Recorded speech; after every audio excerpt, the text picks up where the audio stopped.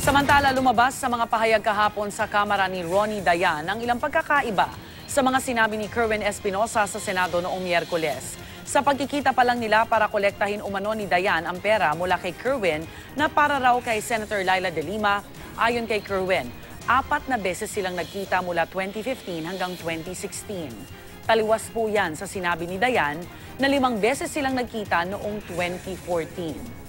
Sabi ni Kerwin, si Dayan ang direkta niyang kausap. Pero ayon naman kay Dayan, si De Lima ang nakikipag-ugnayan kay Kerwin at idinidikta lang sa kanya kung saan at kailan magkikita. Inuutusan lang daw siya ni De Lima na makipagkita kay Kerwin para tanggapin ang paper bags na hindi naman niya sigurado kung pera nga ang laman. Sa ganitong paraan lang daw niya nakilala si Kerwin na akala niya ay engineer.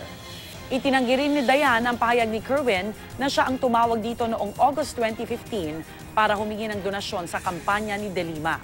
Sa litrato namang nakunan sa Burnham Park sa Baguio kung saan magkasama sina De Lima at Kerwin, sabi ni Espinosa, napilitan siya sa hiling ni Dayan na Baguio meet-up.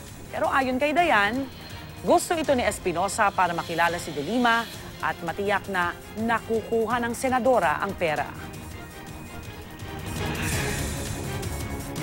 Sa pagtawag niya, pinapasabi daw sa akin ni Ma'am Laila na kailangan ng pondo para sa 2016 eleksyon.